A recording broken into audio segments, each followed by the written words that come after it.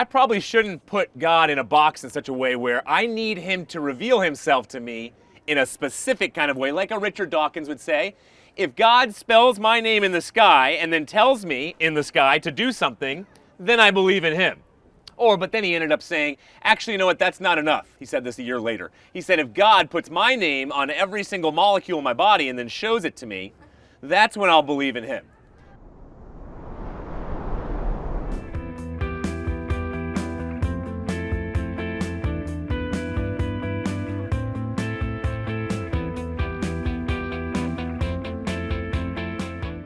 Do you believe that Genesis is more metaphorical and it's God-guided evolution, or do you believe in strict 7-day? Because it depends on your interpretation. If you believe in strict 7-day creation, then science does contradict. But if you believe that it's more metaphorical, and I believe if you read the processes that Genesis describes, it does line up with evolution if you read it as a metaphor. Like, it says that first the earth was formless and void, and then waters above could be the atmosphere, and then it says plants and animals in the sea, and then mammals on earth, and then humans, which is the process of evolution. Long before Charles Darwin and long before evolution was discovered, Augustine asked the penetrating question, in light of the fact that the earth was not created till in light of the fact that the sun was not created till the fourth day, how did they measure the first 3 days? So obviously Genesis 1 is not giving us a scientific explanation of how God created. There is no biology, no chemistry, no physics, no geology, no astronomy anywhere in the Bible. That's why if anybody tells you the Bible contradicts science, they either don't know what science is or they've not read the Bible. There's no science in the Bible to contradict. That literary style, scientific literature, is nowhere in the Bible. So that's why it's so ridiculous for anybody to say the Bible contradicts science. The Bible doesn't contradict first century science, 10th century science, or 21st century science. Why? Because there's no science in the Bible. So it's impossible for the Bible to contradict any scientific worldview. Does that make sense? Now, what the Bible does say, in the beginning. And guess what science teaches us today? The universe is not eternal. There was a beginning called a Big Bang. Oh my goodness. So the Bible and science agree that there's a beginning. In the beginning, God created. In the beginning, there's a Big Bang. Secondly, science and the Bible agree that this universe is finely tuned. In other words, this universe is put together in such a way that human life can be sustained on planet Earth. Can human life be sustained on Mars or the Moon, Venus or Jupiter or Pluto? No. But the amazing, finely tuned nature of this world points us to the fact that there's got to be an intelligent mind. You don't get fine-tuning without an intelligent mind. And that's why it's far more reasonable for me to believe in the beginning God than it is for me to believe in the beginning hydrogen. Does that make sense? What do you think about Jesus Christ? I think he was probably a real person. I don't know that he was God incarnate, but I'm also reading a book right now that proposes that he was a mushroom. I know it's a crazy theory, but do you know John Marco Allegro? The Sacred Mushroom and the Cross? It delves into the etymology of the words and the development of the language, and how there's a pretty good possibility, based on his evidence, that the New Testament is actually encoded language because they didn't want the Roman Empire to know what they were doing. And there's a lot of depictions in ancient history of the knowledge of tree and good and evil is the Amanita muscariot mushroom, and I think psychedelics have a very large place in religion. It has been removed since, especially due to the Catholic Church and like the Book of Enoch, I think, is another important part of the Bible that's been taken out. And you got to be kidding me. You honestly think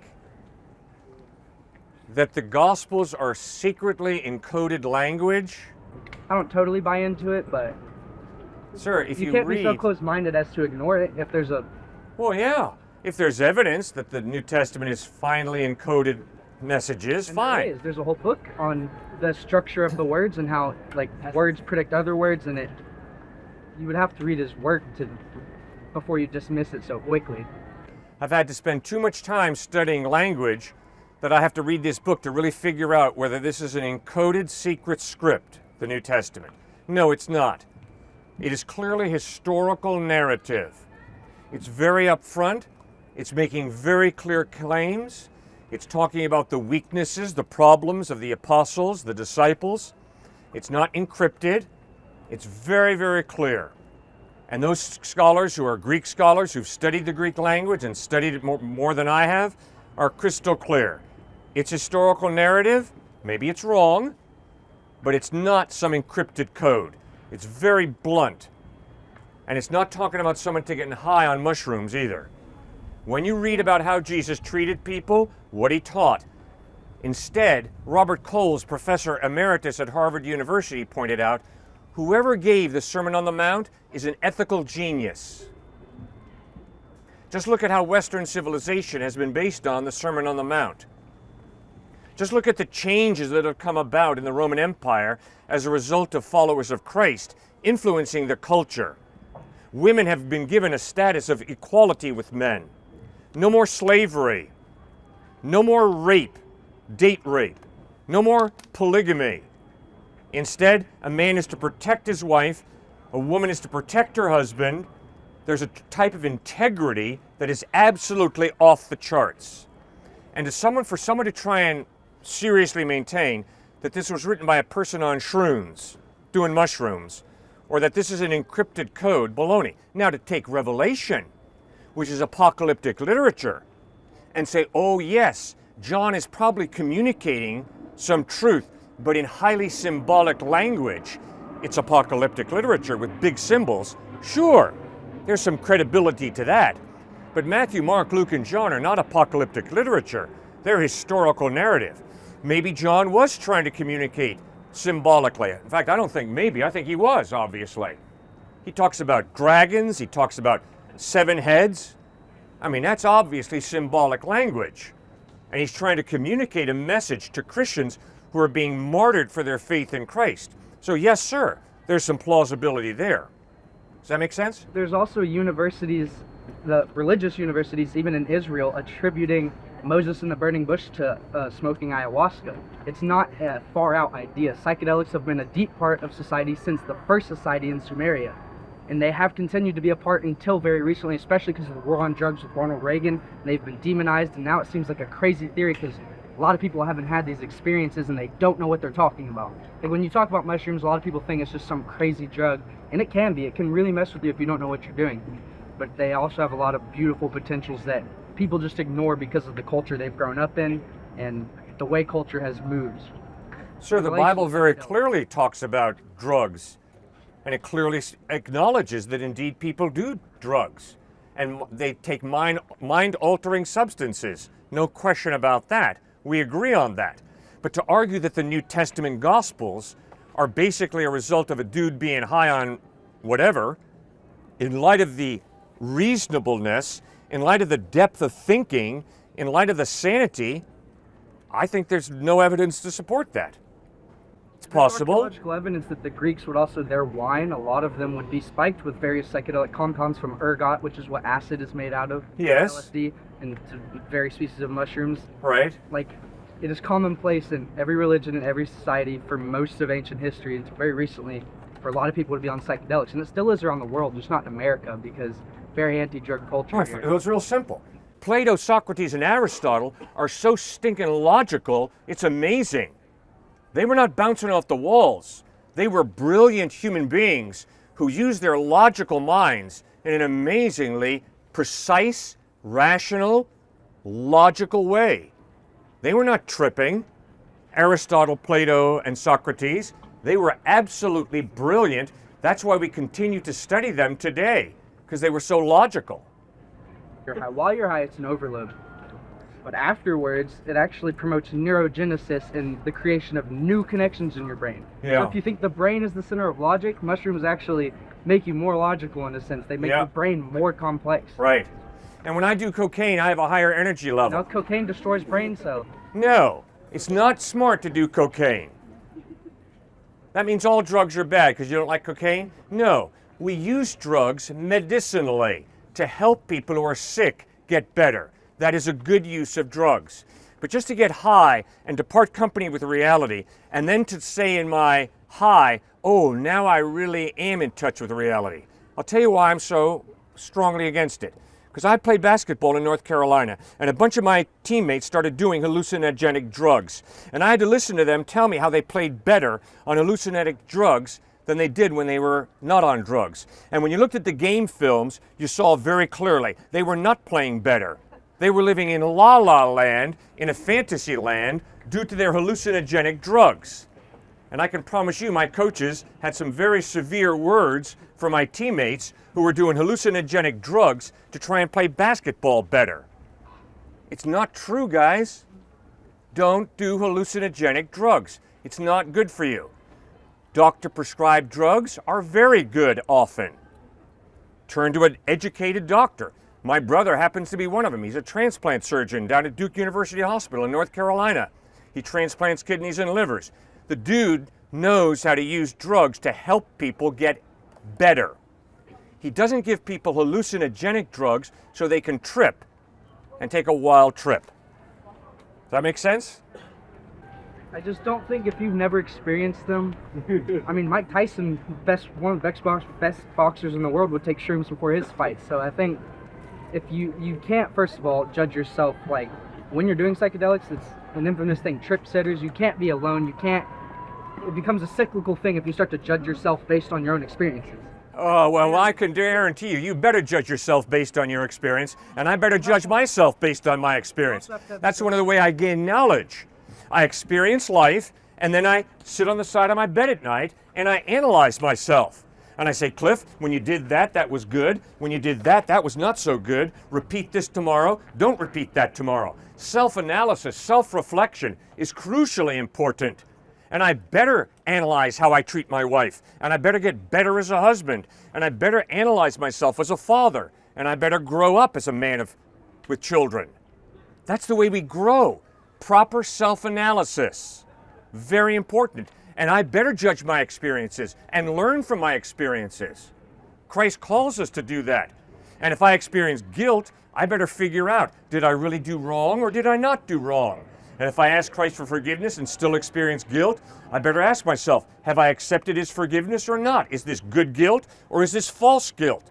And if I'm getting afraid, I better study paranoia. And I better ask myself, why are you so afraid, Cliff? Why are you so anxious? And if I find myself escalating in anxiety, I better go to a psychiatrist because there might be a chemical imbalance in my brain. I don't go smoking weed or doing shrooms in order to address my problem with anxiety. Come on, guys, think. God gave you a brain, use the stinking thing. You only got one brain, exercise it. Stuart, what do you think? I mean, even if you naturalize Moses' experience, it's still, you can naturalize the splitting of the Red Sea, because the Red Sea has an opportunity actually naturalistically to spread based off of the storms that go on there. So you could say it wasn't even a supernatural event when the Israelites crossed through the Red Sea in the Great Exodus from the Egyptians. It was a naturalistic thing. All right, fine. God could still be speaking to Moses even if he was on a drug trip based off of the local breads and the local wheat. That's fine, as well as the manna with the Israelites. I've heard all these theories before. But it still wouldn't, you can't get out from underneath God somehow not existing. God using different means in different kinds of ways. The distance between the split between fungi and human beings is closer than the split between plants and fungi, which means we are more closely related to mushrooms than mushrooms are to green plants. Yeah. And I think there's a reason that mycelial networks resemble neural networks, and I think God invented all of it, and that's why it's like these substances are a form of communication. But I think, like Cliff said, that you be very careful with them, very lightly, have people around you, and discuss it with people. It's not just for you to do drugs and then think about it in your head. That can be a really dangerous place, and I have seen it mess people up, and that's why I think we need more research done before you do them crazy amounts. But I think everything that exists was made by God, and for people to have these crazy revolutionary experiences, and it's even brought people to religion before with psychedelics. I don't think that should be ignored just because of the war on drugs. Sure, DMT. Oh, well, I don't believe that God is saying, hey, convince your atheist friend to go on a DMT trip so he comes to know me. I think that would be a stretch because DMT is very unhealthy. Many people die from DMT trips. But God can use any means to wake somebody up as a type of smelling salt to the reality of his very existence. But what are you going to do with that is the question. It's not enough just to believe blindly that God exists. God wants a trusting, loving relationship with you, understanding that you are a personal being. He's a personal God and created you for a reason. So whether it's through DMT, through mushrooms, through another person, through dreams like a Muslim could have of Jesus Christ, there's many of those, coming to know God, but not just believing as a mental, type of assent in our minds, but getting to know the real Christ through Scripture is what it's all about. But I love the information. Watson and Crick, the biologists, which came around the end of the 19th century, all biologists, scientists out there said everything is just matter and energy. Everything is matter and energy. But then Watson and Crick blew that out of the water and showed that no, there is information even within a cell that we all now believe in. Well, if you're an atheist, explain to me information within a densely packed cell, RNA, whatever it might be. Explain to me from a physical, materialistic, naturalistic understanding of things how you get information. And you can't get it as an atheist. You just can't. It's immaterial. And so many of these dogmatic atheists who say, I'm just going to stick to my atheism no matter what. Well, they're just not open to the evidence of there being a supernatural God. And so when people say, it's a much greater leap to believe in something like the resurrection having occurred. No. It's a greater leap for you to take from matter and energy and get somehow to immaterial information without some type of supernatural being. My dad has planted churches, worship leader my whole life, and I have never felt like Jesus is a real person that's ever spoken to me. I've never felt his presence. Like, people would always talk about that. I'm like, I just don't. Never felt it. How much time were you spending honestly in prayer, honestly in Scripture, saying, God, please reveal yourself to me? Hey, self, I probably shouldn't put God in a box in such a way where I need him to reveal himself to me in a specific kind of way, like a Richard Dawkins would say. If God spells my name in the sky and then tells me in the sky to do something, then I believe in him. But then he ended up saying, actually, you know what, that's not enough. He said this a year later. He said, if God puts my name on every single molecule in my body and then shows it to me, that's when I'll believe in him. See, so the question, sir, becomes, what exactly is that evidence that you need? Because when we debate some of these hardened atheists, and you seem more like an open-minded one, what's the evidence? What's the evidence that you need? I mean, have you talked to those 400 million people in Asia or Latin America? And it's way more than 400 million, but that's statistically what we have just in those two areas of the world, who claim supernatural, miraculous experiences. Have you talked to them about their testimony and what led them to believe? See, because you have to nail down, as a worship pastor's son, whatever your background is this an emotional bias? And am I telling God, this is how it needs to be? Physically reveal yourself to me, and then I'll come to know you. See, when the slip starts showing on a male or female atheist, when it shows itself to me, is the Richard Dawkins example. And it's also when I say, okay, well, what's the evidence you need? Oh, don't ask me that. Don't ask me that. And I'll say, are you kidding me? Because you were convincing me a little bit. It was convincing to hear you say, well, he just hasn't revealed himself to me. All right, that played off my emotions a little bit. But now when I push you a little further and say, okay, what's the evidence? Don't do that. Don't ever do that to me. Because I know I will be fudging things and embarrass myself when I have to answer that. I look at it as zero sum, like Jesus could or could not have been resurrected. I don't think there's compelling evidence for either. I've watched a lot of your videos, and the only one that really seemed that compelling was the 400 witnesses, but then I realized that they never wrote anything themselves. It was just one guy in the Bible who said there were 400 witnesses. But there aren't 400 different books. There's not even like one or two. outside of biblical sources, there's only one reference I could find of Jesus Christ that was contemporary, like the same time period, and there was no new information, so a lot of people assume that he just got that information from other Christians at the time. He didn't like meet Jesus himself. Sir, if Paul writes Christ appeared to over 500 people, and he's writing it in 50, 51, 52 AD, there are a ton of people around who can say, liar, liar, liar. Paul is putting it right out there. Over 500 people, most of whom are still living, saw Christ risen from the dead.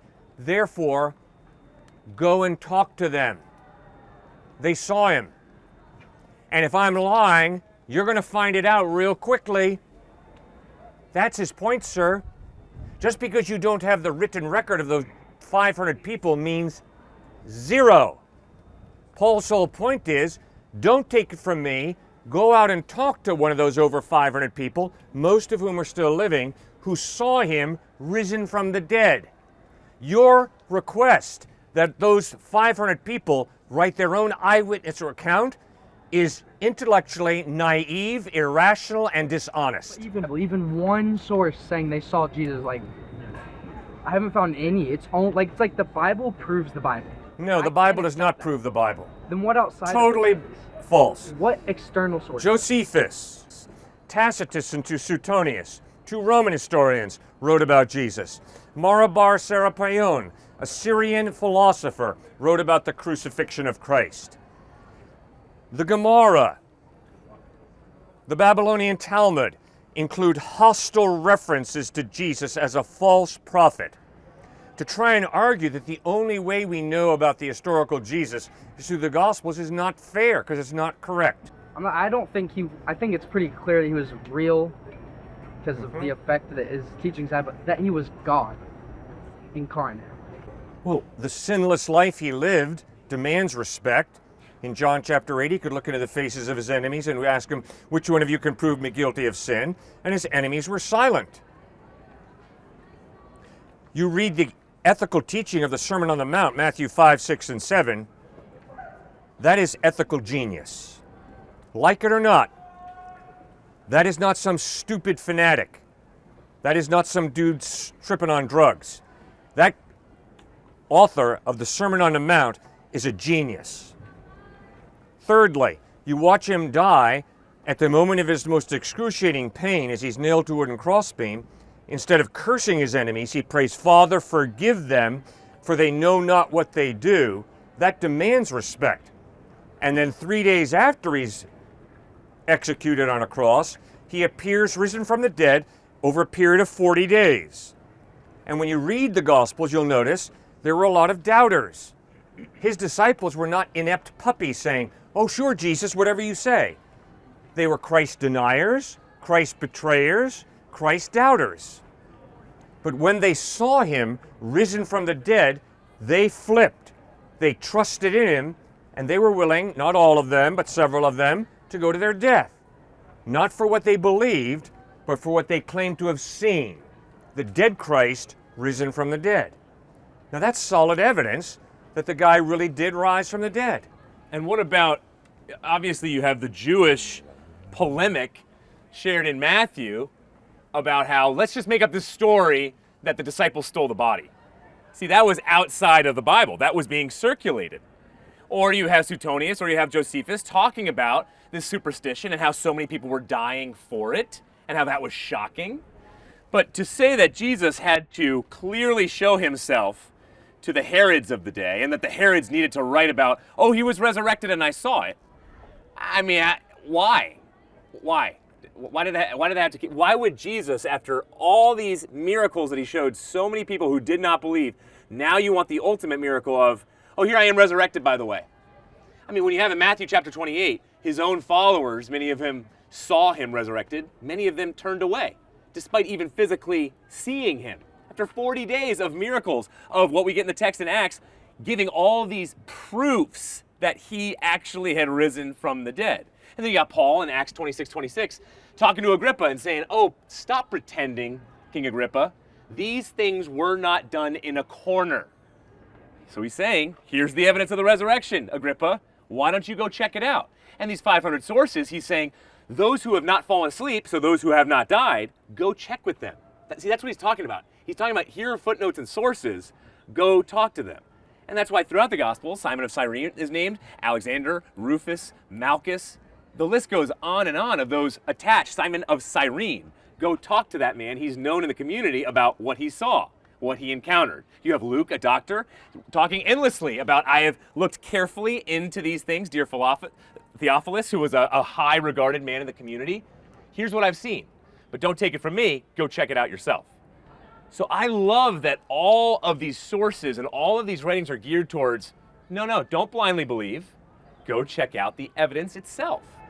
And lastly, I think the veneration. There's no veneration of the tomb of Christ. Why is there no veneration? Well, every major historical religious figure, a messianic figure, there's always a veneration of their tomb. You can go to their tomb. Once a year, you need to go to it. Go check it out. Jesus Christ is the only major religious figure where there's no tomb that people go and venerate. Well, how do you explain that one?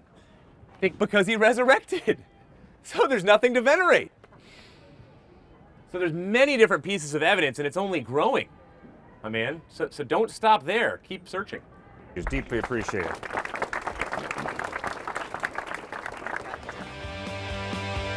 Hey guys, thanks so much for watching this episode. Hit that subscribe button. We love for you to join the family. Also, want to invite you to our church in New Canaan, Connecticut. It's New Canaan High School, and it meets Sundays at 9:30 a.m.